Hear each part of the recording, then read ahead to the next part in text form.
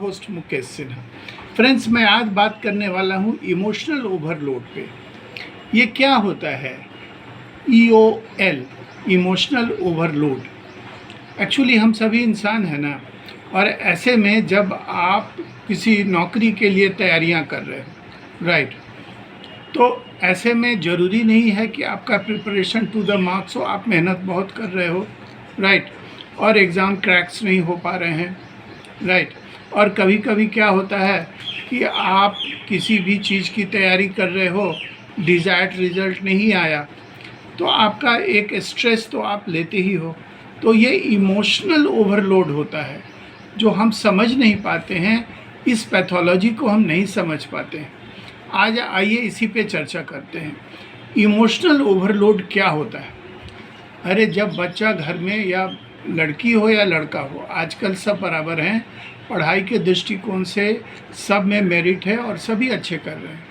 अच्छा को और बहुत अच्छा करने का प्रेशर है, जो अच्छा नहीं कर पा रहा है उसको अच्छा करने का प्रेशर है, राइट। और ज़िंदगी में कामयाब और कुछ हासिल करने की ज़रूरत है। ऐसे में आप प्रेशर लेते हो, और ये प्रेशर जो है वो आपका डेली लाइफ को डिस्टर्ब कर रहा है। चूँकि आप प्रेशर ले रहे हो, एंग्जाइटी हो रहा है, और आए दिन पेपर में आता है, मैं अपने वीडियोस में कई बार बताता हूँ कि बच्चों के जब सुसाइड करने का न्यूज़ मुझे मिलता है तो बहुत तकलीफ़ होती है। कारण क्या है? बच्चे अपनी स्थिति को समझ नहीं पाते हैं और इमोशनल ओवरलोड को नहीं समझ पाते। तो इसके कारणों की जांच पहले करते हैं।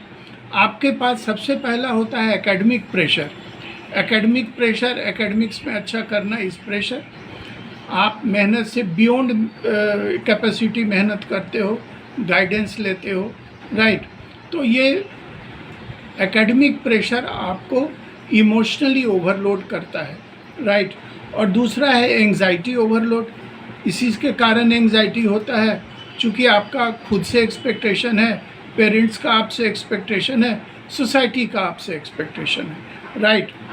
और एक तमाम जो प्रॉब्लम अभी चल रहा है जॉब के इकोसिस्टम का, अनएम्प्लॉयमेंट, हर पढ़ाई, हर एकेडमिक्स के पीछे आजकल देखिएगा जितने भी डीम्ड यूनिवर्सिटीज़ हैं, सब लोग निकालता है प्लेसमेंट वैल्यू, अपना निकालता है कि हमने इतने अच्छे प्लेसमेंट किए।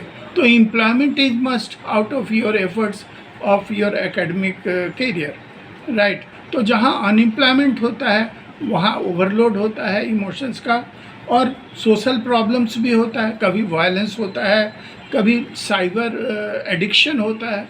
साइबर एडिक्शन से भी आप परेशान हो, चूँकि न्यू टेक्नोलॉजी है, न्यू टेक्नोलॉजी आपके हाथ में स्मार्टफोन है, जाहिर है आपको स्क्रीन टाइम देना ही देना है।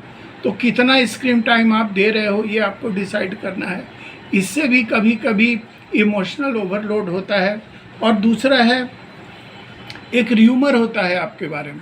अगर आप इंजीनियरिंग की डिग्री ले लिए हो और आपको जॉब नहीं मिला, तो ये सोशल प्रेशर होता है आप पे, राइट। आप घर में बंद हो जाते हो, कहीं निकलना बंद हो जाता है, क्योंकि हर बार लोग आपसे पूछते हैं क्या कर रहे हैं, राइट। ये क्या कर रहे हैं, ये बहुत कुछ करता है, और ये आपको इमोशनल ओवरलोड की तरफ ले जाता है।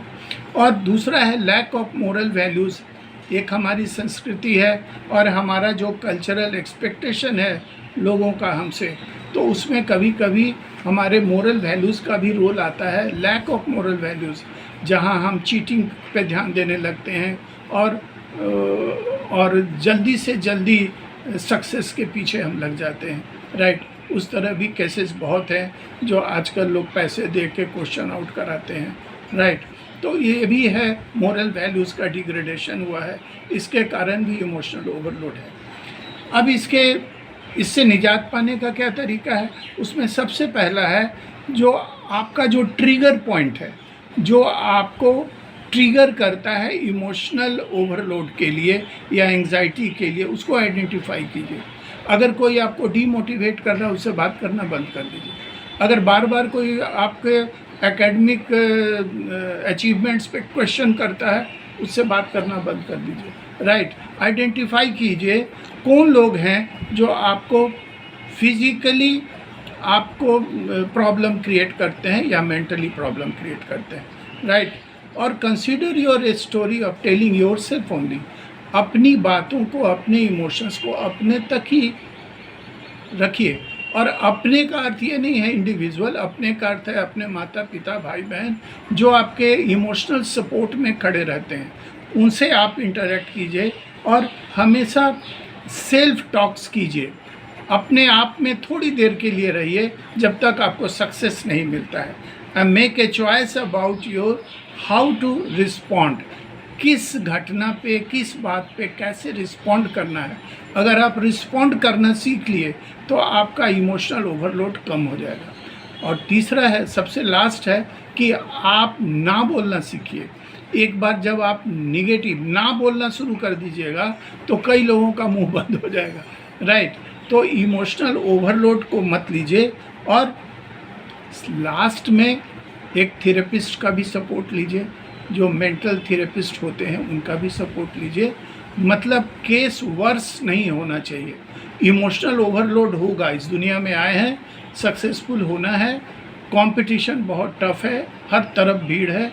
ऐसे में आपको सक्सेसफुल होना है तो आपको मेहनत करना होगा, माइंड को साउंड और कूल रख के काम करना होगा और इमोशनल ओवरलोड को कम करना होगा। Thank you friends.